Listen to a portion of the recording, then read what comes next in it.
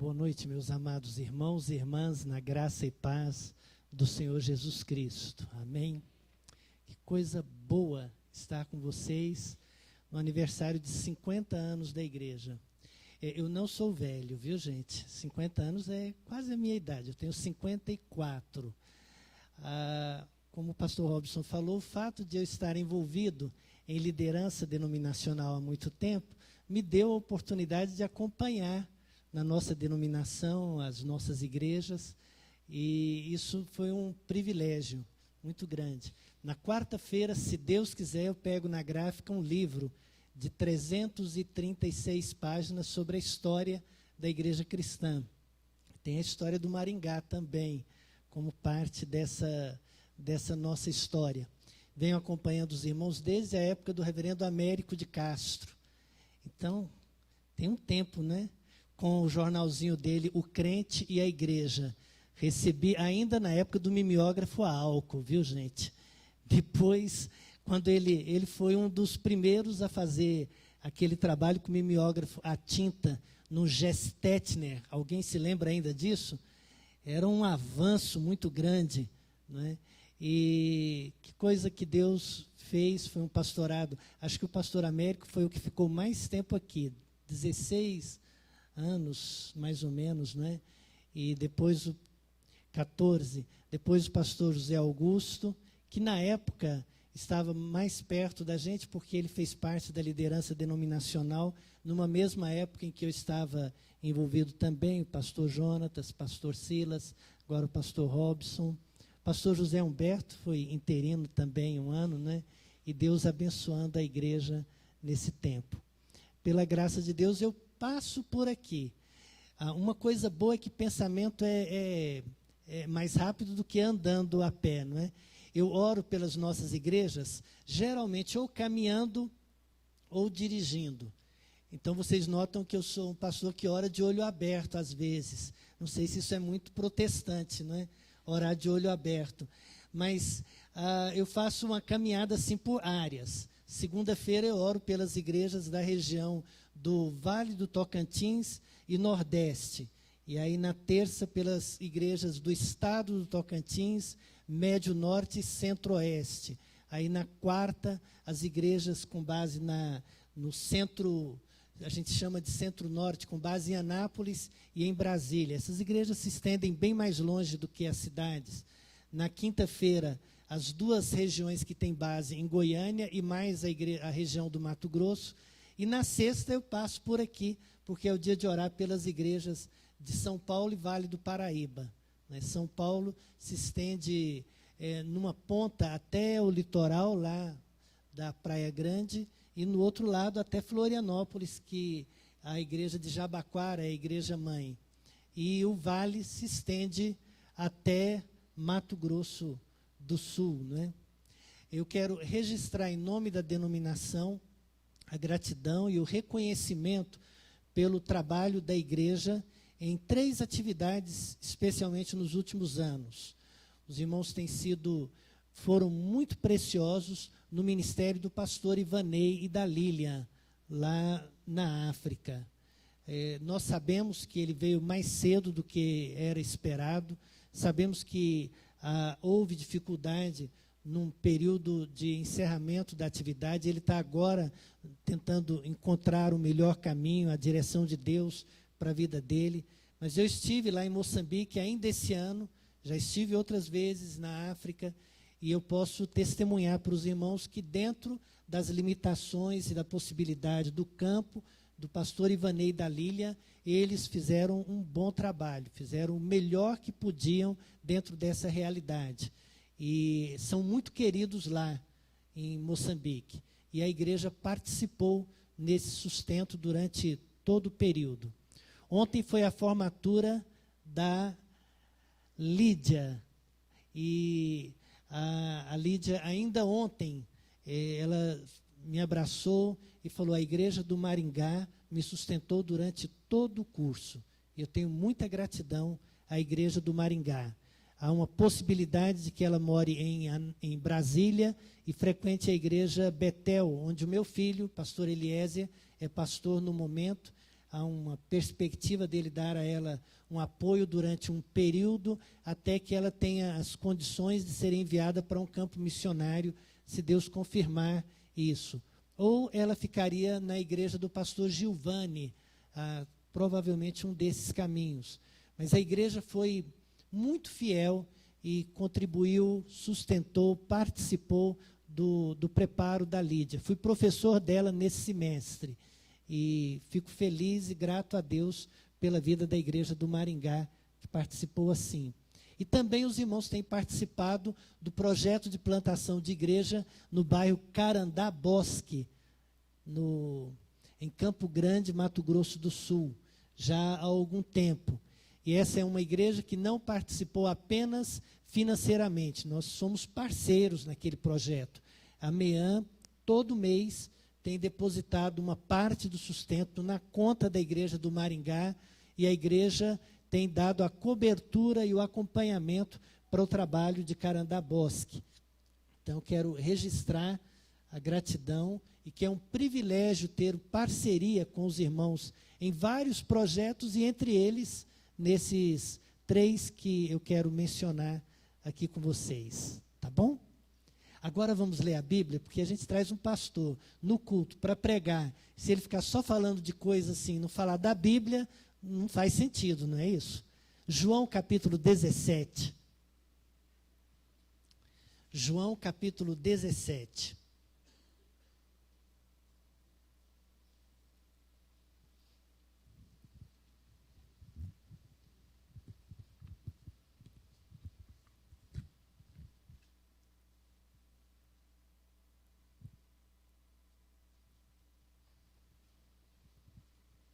Todos encontraram? Mesmo assentados, podemos com toda atenção e reverência ler o texto sagrado. Eu sei que o capítulo não é tão pequeno, mas seria uma pena dividir a oração do Senhor Jesus. A gente vai ler a oração toda, tá, gente? Vamos ler assim. Depois de dizer isso, Jesus olhou para o céu e orou: Pai, chegou a hora. Glorifica o teu Filho, para que o teu Filho te glorifique, pois lhe deste autoridade sobre toda a humanidade, para que conceda a vida eterna a todos que lhe deste. Esta é a vida eterna, que te conheçam, o único Deus verdadeiro, e a Jesus Cristo, a quem enviaste. Eu te glorifiquei na terra, completando a obra que me deste para fazer.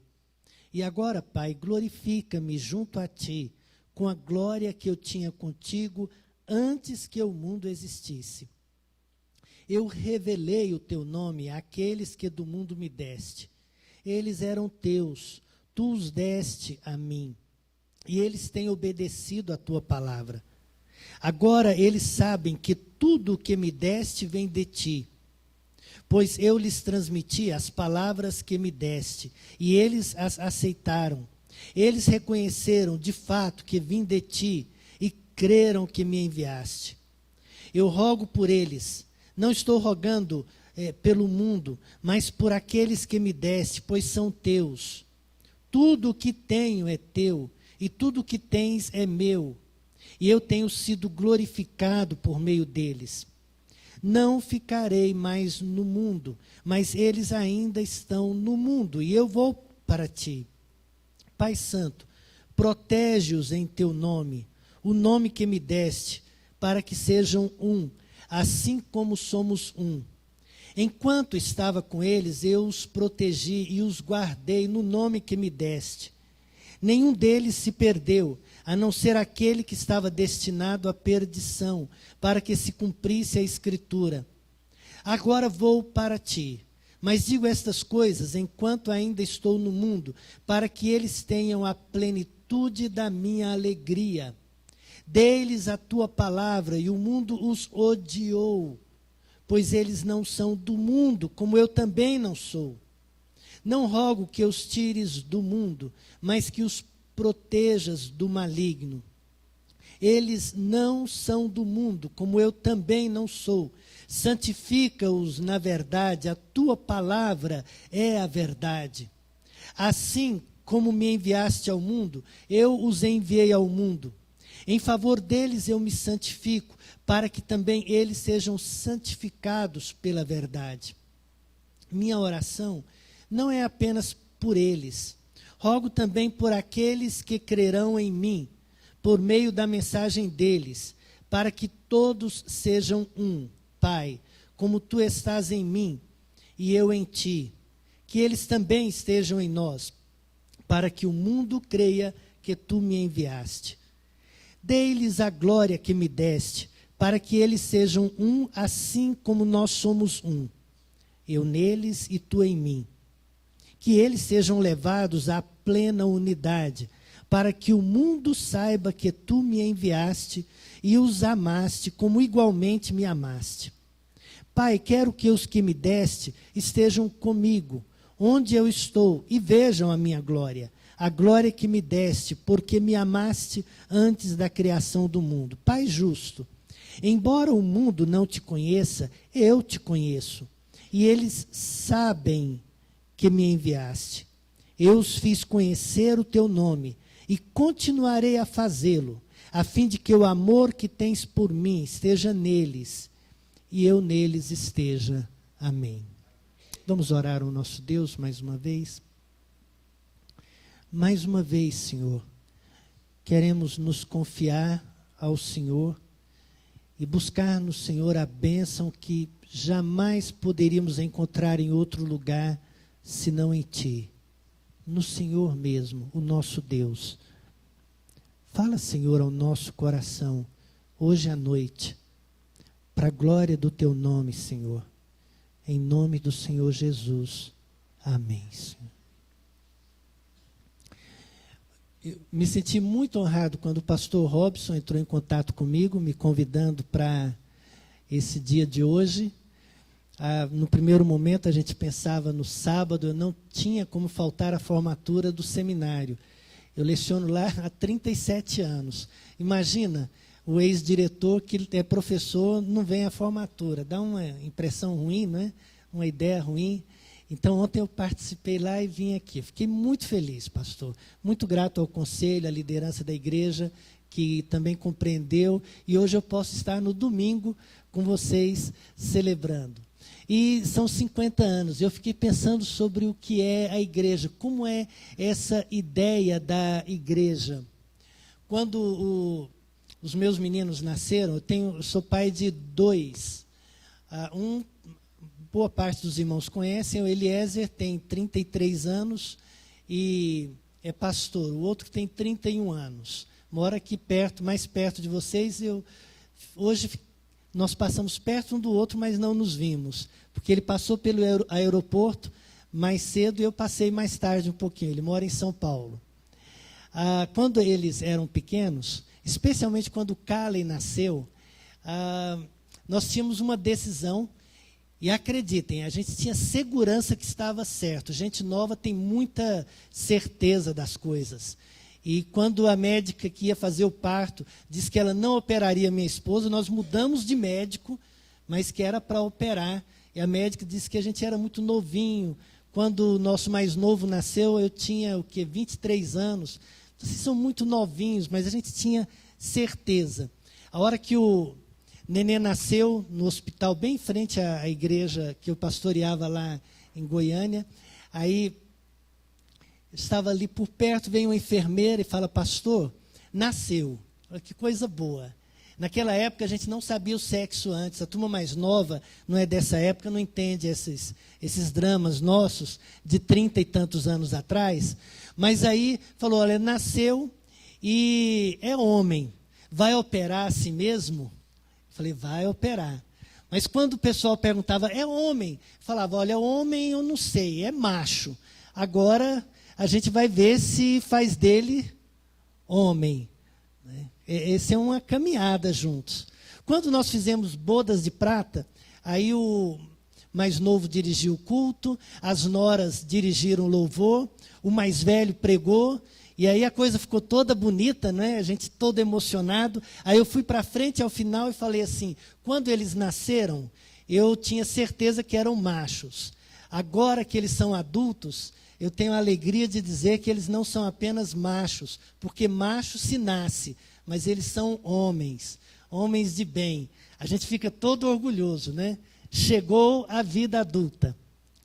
Eu penso que no capítulo 17 de João, o Senhor está experimentando um momento como esse. Uma experiência assim. Todo um projeto maravilhoso do Senhor. Segundo a Bíblia, um projeto planejado no tempo da eternidade, antes que o mundo existisse. Nada foi uma surpresa para Deus. Um plano maravilhoso de Deus de instituir a sua igreja. Os 3 anos de ministério foram 3 anos intensos de preparação, de formação de liderança, de estrutura, de passar as bases fundamentais para a igreja. Mas agora ele deixaria o mundo e deixaria com os discípulos e com a igreja a responsabilidade de seguir adiante. Era uma espécie de formatura. Era um momento de dizer o seguinte: agora vocês vão sem mim, e vocês estão prontos, e vão adiante. Chegou o momento. E ele vai ter alguns encontros, ele programa jantar, ele programa um momento mais íntimo de oração, ele programa um momento bem afastado lá no Getsêmani, mas também essa oração pública. Essa oração do João capítulo 17, ela tem uma coisa peculiar, porque Jesus está falando com o Pai. Mas ele faz o que acontece em todo o Evangelho de João. Os irmãos se lembram que o Evangelho de João é dirigido à igreja e ele apresenta os sinais da divindade de Cristo. E ele vai apresentando cada ato, cada milagre que aconteceu, cada atitude tinha a finalidade de demonstrar que Jesus é o Filho de Deus e, de certa maneira, tanto os milagres, os sermões e até as orações tinham a finalidade de treinar, de formar a igreja. Era como se fosse um testemunho público. Então, a oração do capítulo 17, ele faz publicamente, ele fala com o Pai, mas é como se ele falasse perante a igreja, para que a igreja ouvisse o que ele falava com o Pai. Essa ideia é mais presente no capítulo 11, que tem a ressurreição de Lázaro. Os irmãos se lembram? Ele fala nesses termos com o Pai. Pai, eu te dou graças porque o Senhor me ouve. Na verdade, eu sei que o Senhor sempre me ouve. A gente nem precisava falar disso, não. Mas eu estou falando com o Senhor por causa deles. Para eles entenderem. Eles precisam saber disso. Era o testemunho de Jesus falando com o Pai perante o povo. E perante os seus discípulos, que assumiriam a liderança da igreja. Ele tem algumas coisas boas que ele fala com o Pai. Ele fala: olha, eu estou muito feliz, estou muito satisfeito, porque esse povo é o povo que me recebeu no princípio. Desde a época do seu Juca, do pastor João Alves, essa turma vem ouvindo a palavra do pastor Américo, é a turma que ouviu a palavra. Então eu estou feliz. Eles ouviram. Alguém pregou e eles ouviram. Eu estou feliz porque eles não apenas nesse tempo ouviram, mas eles me receberam. Ele vai demonstrando isso. Olha, eles me receberam. Foi uma coisa muito boa. Eles não apenas me receberam, mas eles também ouviram e receberam a minha palavra. O ensinamento da palavra foi bem aceito por eles. Eles participaram da classe Florzinha de Jesus, Soldadinhos de Cristo, Heróis da Fé, que mais? O Eli deve ter participado de todas. Agora, aos 80, 90, deve ter uma classe, né? De todas, eles participaram, ouviram as lições de escola dominical, leram a Bíblia, caminharam nesse processo. Eles ouviram a palavra e não apenas ouviram. Eles ouviram, o texto diz isso. Eles ouviram, eles entenderam, eles receberam e eles praticaram. E formaram um grupo. São os meus discípulos. E Jesus diz: olha, eu estou feliz, Pai, que coisa boa. Mais do que isso ainda, eles me glorificaram, perceberam que eu sou Deus e me deram a glória que me é devida. Por causa disso, eu estou muito encantado com essa igreja que se formou. Cantaram louvores ao meu nome, cantaram, oraram, participaram de louvor, coral de igreja, hinos, de salmos e hinos, a Baruque, os cânticos mais novos, eles me glorificaram, fizeram isso, deram glória ao meu nome, por isso eu estou muito feliz. Ele gasta metade da oração assim, e no final ele diz, e ainda, eles perseveraram. É assim, é uma turma que perseverou. Alguns que estavam há 50 anos ainda estão aqui. Alguns que chegaram, ficaram aqui. E mesmo alguns que deixaram de congregar aqui, permaneceram na fé. Eles permaneceram. Lá pela metade do texto, versos 12, 13, ele vai falar sobre essa perseverança. Ele diz, se perdeu aquele que era da perdição. Mas eles foram guardados, eles formam a igreja, então é a perseverança dos crentes, e por isso Jesus estava muito feliz. E aí, então, ele começa a orar por alguns desejos que estavam no coração dele. Ele falava, olha, há algumas coisas, agora que eu vou para junto de ti, algumas coisas que a igreja precisa, por uma razão simples. Eu vou para junto de ti, mas eles vão ficar no mundo. Eles vão enfrentar muitas pressões. Eles vão lidar com grandes dificuldades. Eles são diferentes, eles vão formar uma igreja. E então eles precisam de algumas coisas. E Jesus então começa a orar pela igreja nessa perspectiva. E é assim mesmo.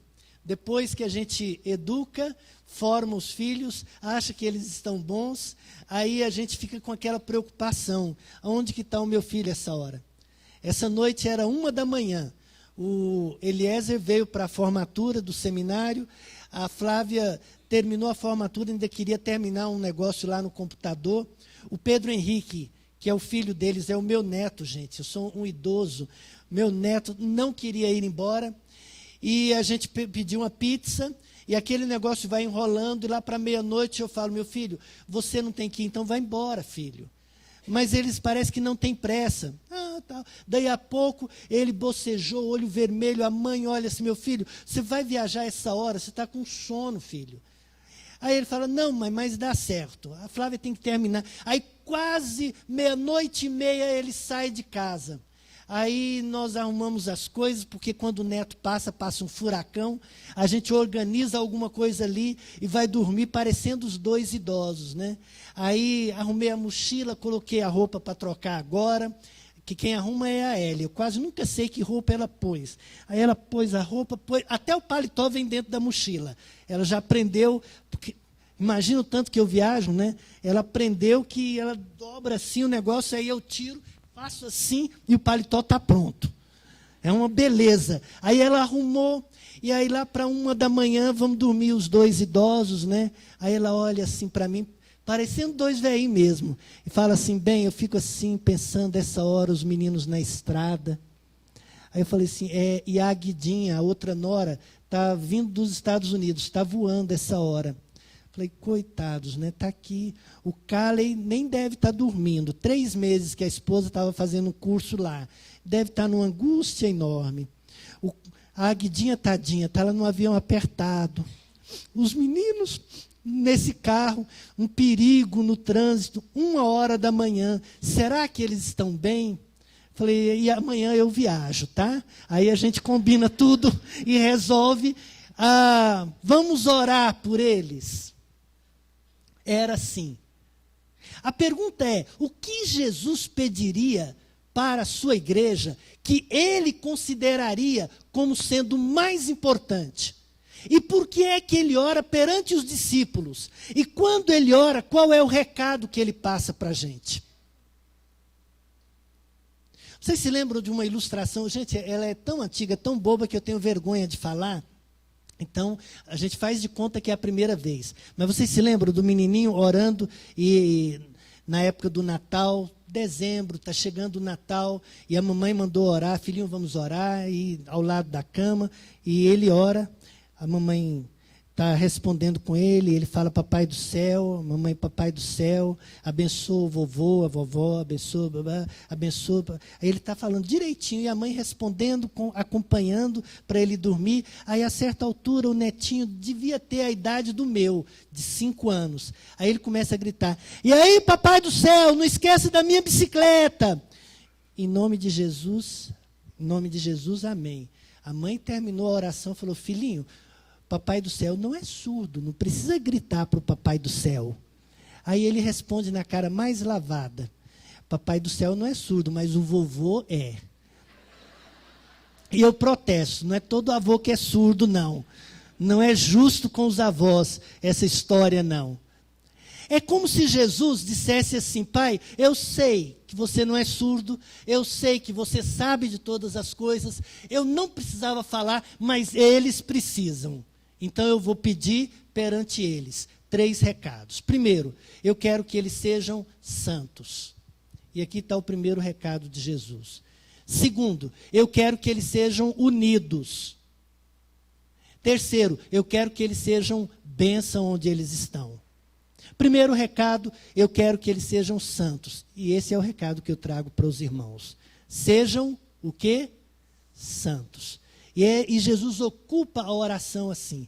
Ele diz, pai, eu me santifiquei para que eles sejam santificados. E eu quero que eles sejam santos, por algumas razões básicas. Primeiro, porque a santidade deles trará glória ao meu nome e ao teu santo nome. A santidade deles os identificará conosco, porque a santidade faz parte da natureza de Deus. Eu quero que eles sejam santos, porque é fundamental para a tarefa deles no mundo, que eles sejam santos. E então, eu estou indo embora, eles vão ficar, e eu quero a santidade deles, que eles sejam santos. Ora, há 2 ideias de santidade. Uma é uma ideia posicional. Eu quero que eles percebam que eles são raça eleita, nação santa, povo de propriedade exclusiva de Deus, que eles não são do mundo, que eles não podem ser mundanos, que eles são a eclesia, a igreja do Senhor, são chamados para fora, eles vieram do mundo, eles foram alcançados pela graça de Deus, eles precisam saber que quando eles estavam mortos nos seus pecados, cheirando mal, eu chamei o nome deles, eu mandei que tirassem a pedra, e eles saíram do túmulo para a vida, e eles nasceram de novo, e eles são meus. Eles devem ser um povo santo, eles não podem se esquecer disso. Eles são a igreja do Senhor. Essa noção de exclusividade, de separados para Deus, de ser dele mesmo, de saber quem é o nosso Senhor, a quem pertencemos, quais as nossas ligações, o que é que tem no nosso DNA, qual é a nossa natureza essencial. Saber que nós devemos produzir o fruto que demonstra a árvore, e a nossa santidade vai demonstrar o caráter da árvore, o caráter do nosso Deus. Por isso, a igreja deve ser santa.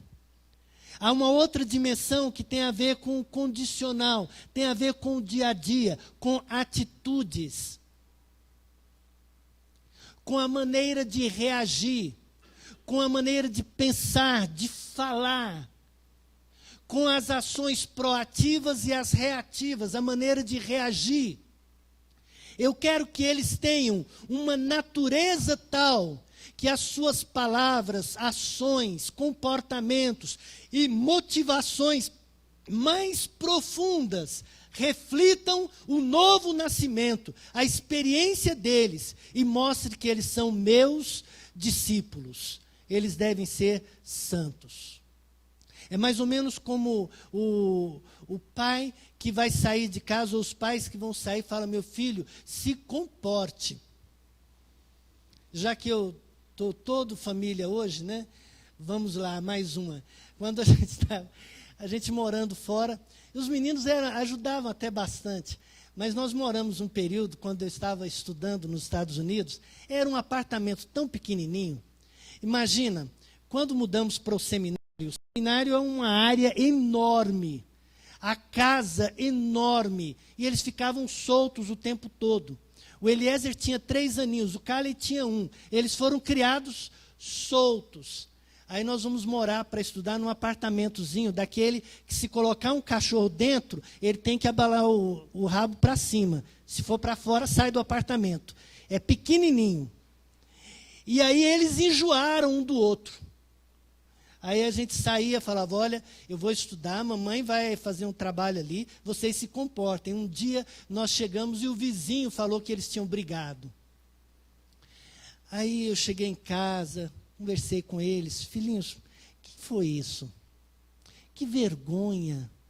Imagina, papai chegado, cansado, para cuidar de vocês, e o vizinho me cercou na escada, para dizer que vocês estavam brigando, quase que se mataram aqui, enquanto o papai estava fora. Como vocês fazem isso? Que vergonha, eu estou tão triste de vocês fazerem isso. Mas, gente, menino na pré-adolescência, era difícil demais para controlar a coisa. Jesus disse assim, olha, eu estou indo, vocês se comportem, sejam santos, observem isso. E aí ele já emenda com a próxima. E sejam unidos, não vão brigar, hein? Faz favor, não é para brigar não, viu, menina? Não briga. Esse negócio, se eu sair, se eu souber quando voltar que vocês brigaram, a gente vai ter uma conversinha. Conversinha quase sempre não é bem conversa. Certo que é de um lado só para o outro. É bronca mesmo. Quando não é conversinha, sabe? Aquela vara que a gente coloca lá. Lá em casa tinha uma que era chamada de Maria Chiquinha. Um pessoal lá, um moleque falou para a mãe que ela não ia bater nele, porque se ela batesse, ele ia chamar o conselho tutelar. A mãe resolveu o problema, pegou uma vara muito boa, colocou na entrada e escreveu o título, o nome da vara, Conselho Tutelar. Certo? Você pode chamar o Conselho Tutelar. É uma conversa, pode ser esse o nome também, uma conversinha. A ideia é, quando voltar, eu não quero saber que vocês brigaram. E aí Jesus começa a sua oração falando sobre unidade. E ele vai dizer as razões. Ele diz assim, Pai, como nós na Trindade somos diferentes, somos 3, mas num só.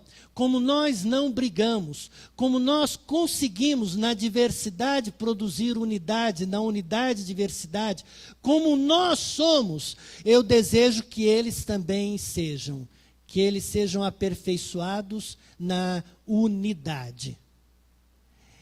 Eles vão refletir a nossa natureza a partir da união deles. Vejam, não é a partir do fato de que eles vão se anular.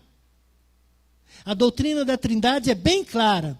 3 pessoas coiguais, coeternas, independentes, mas é uma pessoa só. É uma capacidade extraordinária de ser um só.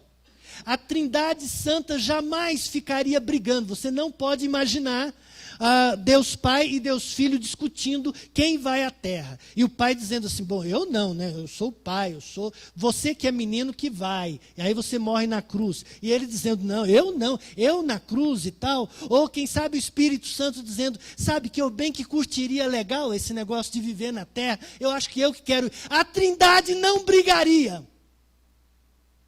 A Trindade é capaz de lidar com as diferenças formando unidade. E ele diz, olha, como nós somos, eu quero que eles sejam. Eles têm que ser unidos. Além disso, vai ser muito importante para eles.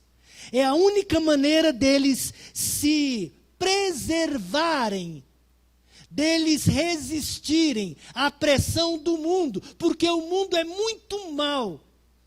E é na unidade deles que eles vão poder enfrentar o maligno. Por isso eles têm que estar unidos. Eles não podem se dividir. Eles não podem brigar entre si. Eles vão ter que resolver as questões e viver em unidade. Não briguem.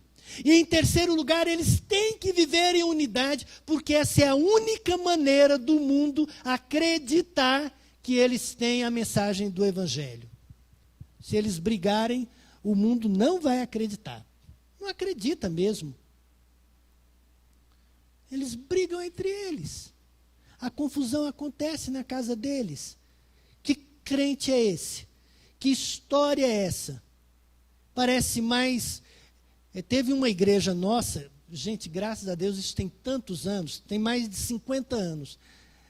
Aí até hoje a gente conta a história, porque essas histórias ficam famosas. Um dia desse alguém ainda estava falando da nossa igreja, porque 2 diáconos da igreja, eles não apenas brigaram na igreja, mas eles saíram na porta para brigar na rua. E um deles arrumou uma arma. Confusão imensa lá no interior de Goiás. E Goiânia é manso, gente. Olha o pastor Gilberto, cara mais tranquilo, mais doce, né? Mas eles saíram, né? Como que é? Subiram nas tamancas, entraram na carne e foram na briga. E aquela igreja, para reerguer, foi uma confusão. Então Jesus fala, olha, primeiro, por causa da natureza da Trindade que vocês refletem, que é de unidade, por causa da pressão que vocês vão enfrentar no mundo, e vocês têm que estar unidos, senão não vão resistir, e por causa do testemunho, para que o mundo creia que eu fui enviado pelo Pai, que o Evangelho fez diferença na vida deles, sejam unidos. E em terceiro lugar, ele diz, sejam bênção. E aí ele termina a oração caminhando nesse sentido. Ele diz, Pai, eu oro não apenas por esses, mas eu oro por aqueles que crerão no meu nome. Já pensaram nisso? Que coisa mais chique. Eu tenho algumas pessoas que oram por mim todos os dias. E eu oro por algumas pessoas, igrejas, todos os dias. Reverendo Varizo, Antônio Augusto Varizo Júnior, ele foi um dos pioneiros da igreja cristã, faleceu acho que há uns 4 anos, e foi há mais de 90 anos. Reverendo Varizo me encontrava e falava assim, Reverendo João, hoje ainda orei pelo irmão, às 3 horas da manhã, não sei por que ele orava às 3 da manhã, falava, reverendo, 3 horas é muito cedo. Né? E na velhice dele eu o visitei sistematicamente e falei no culto fúnebre do reverendo Varizo. Mas ele fazia isso. Uma época ele esteve muito doente, internado. Dias depois eu fui visitá-lo na casa dele, no apartamentozinho. Aí ele olhou para mim, ele chorava com uma facilidade imensa. Aí diz assim, reverendo João, mesmo no hospital, o Senhor me acordava às 3 da manhã, para eu me ajoelhar e orar pelo irmão. Vocês podem imaginar o que é isso? Alguém que sustenta em oração. Eu ficava tão orgulhoso. No culto dele, eu falei assim, eu estou hoje pregando no culto de uma pessoa que orou por mim todos os dias há muitos anos. Vai me fazer uma falta imensa.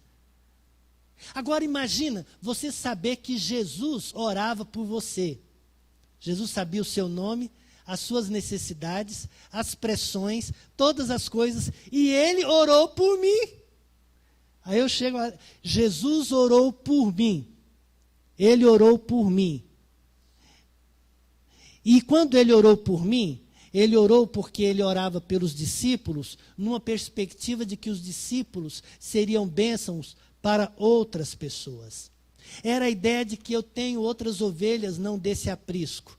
Era a ideia de que o evangelho deveria ser como um fermento para chegar e contaminar a massa. Era a ideia de que a luz deveria brilhar. Era a ideia de Deus falando para Abraão, Abraão, eu vou te abençoar, eu vou engrandecer o seu nome, mas olha, você vai ser bênção para todas as famílias da terra. Era a ideia do salmista no Salmo 67, que pega a bênção de Números capítulo 6 e diz assim: seja Deus gracioso para conosco e nos abençoe e faça resplandecer o seu rosto sobre nós, tenha misericórdia de nós, Ele nos abençoa. Para quê? Para que se conheça na terra o teu caminho e em todas as nações a tua salvação.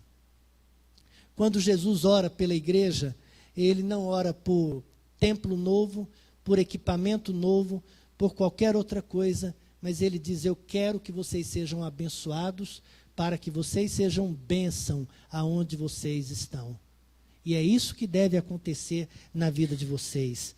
Então vocês serão levados à plena unidade. E o mundo saberá que vocês, que eu fui enviado, e que vocês são amados. E eu quero que eles vejam a minha glória. Eu quero que isso aconteça na vida de vocês. Meus irmãos, veja bem, biblicamente, teologicamente, por favor, entendam comigo. A Bíblia diz que ninguém viu a Deus, a não ser a revelação dele. A Bíblia diz que o homem natural não entende as coisas de Deus. Não entende. Minha esposa deu uma Bíblia para um diretor de faculdade lá em Anápolis, e deu a Bíblia para ele. Ele ganhou a Bíblia, tal. Dias depois voltou para ela e falou assim: Elia, você me deu aquela Bíblia, mas não adianta nada não entendo nada que está lá. Aí ela falou: não tem problema, meu marido te ensina. E aí ele vinha de Goiânia para Anápolis, são 60 quilômetros da casa dele até o escritório, toda sexta-feira, 7 horas da manhã, para a gente estudar a Bíblia. O homem natural não entende, ele não entende. A única maneira é se eles puderem ver os crentes. Eles têm que ver crente.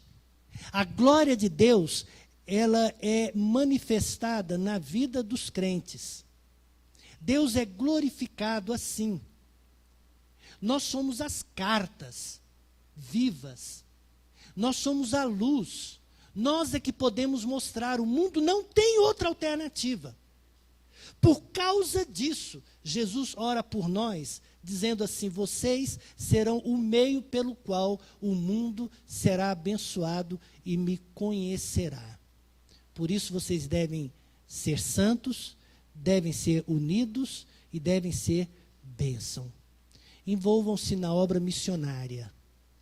Envolvam-se no trabalho de evangelização.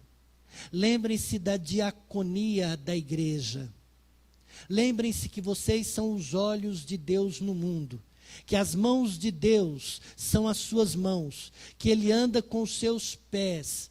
Que a única maneira do mundo ser alcançado é por vocês. Sejam bênção aonde vocês estão. Sejam bênção aonde vocês estão. Eu fui pregar no encontro das mulheres e lá era sobre frutificar. Eu falei, fruto, pensei no sermão. Aí no último ponto do sermão eu pensei, legal, fruto é para os outros. Cheguei em casa todo alegre com as ideias. Gente, a gente que prega é assim, quase que meio bobo alegre. Cheguei em casa feliz quando uma ideia apareceu, quando um sermão encaixa. Vocês precisam ver como a gente fica. Cheguei em casa para minha esposa, falei, bem, olha que ideia legal, o fruto, aí falei um primeiro ponto, o segundo, e o terceiro, olha, o fruto, ele é sempre para o outro. Fruto não come a si mesmo, e fruto não come nada. A gente não vê fruto com estômago, a gente não vê fruto com boca, a gente não vê fruto, fruto é para os outros. Aí eu cheguei assim encantado, ela falou, bem, larga de ser bobo. A árvore é sempre para os outros, a sombra é para os outros, a madeira é para os outros, a fruta é para os outros. Irmãos, Deus nos fez para os outros. Larga de ser bobo. Ele não está pensando que quer te abençoar para você ter geladeira nova, carro novo, filho bonito, cabelo cobrindo a careca. Ele não está. Ele faz de você bênção para você ser bênção para as famílias da terra. Essa é a minha oração, esse é o desejo que trago no aniversário da igreja. Que a Igreja Cristã Evangélica do Maringá seja santa, unida e seja bênção. Que você, meu irmão, seja santo. Procure unidade e procure ser bênção. Amém? Vamos orar?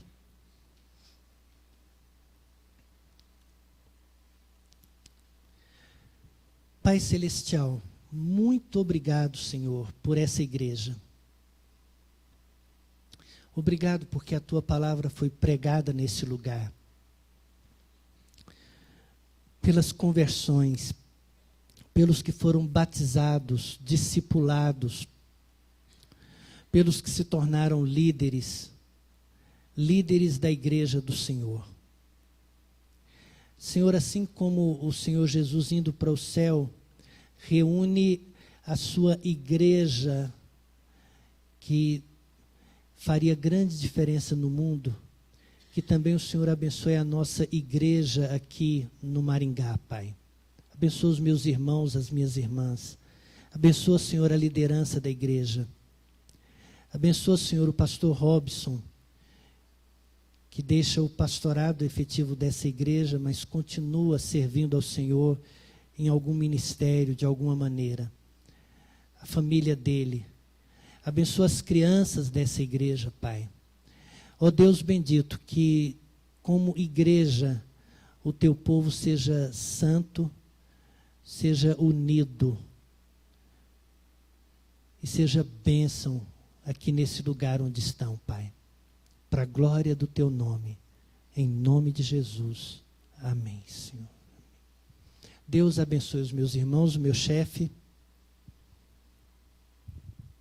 Obrigado, pastor. Muito inspiradora a palavra. Conjunto coral, tem oportunidade agora.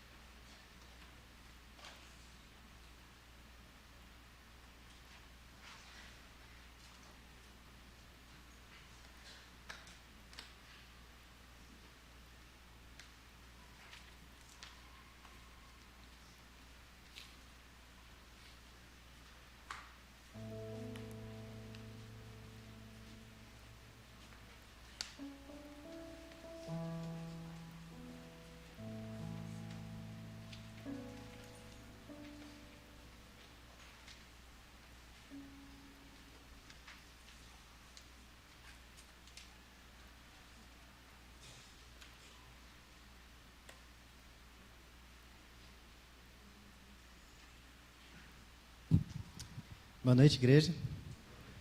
Comemoração ao aniversário da igreja, 50 anos. O coral vai apresentar 2 músicas que são muito conhecidas da igreja. Por isso, eu peço para cada irmão se levantar e cantar junto com a gente 2 músicas. A primeira diz da grandeza do nosso Senhor, de como Ele deve ser louvado, que é Aleluia, Agnus Dei. Convido a todos a ficar de pé e cantar junto com a gente.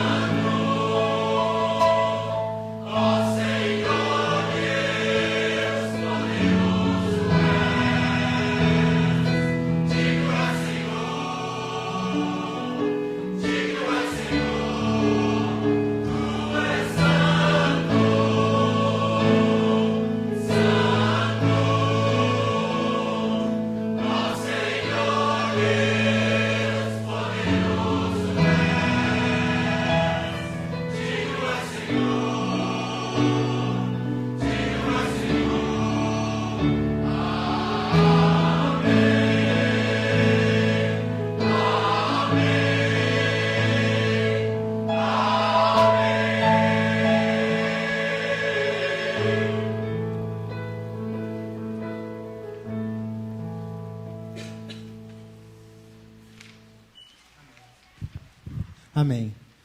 Depois de louvar o nosso Deus, que é o nosso Senhor, que é a razão do nosso louvor e da nossa igreja estar aqui, vamos falar um pouquinho dessa igreja?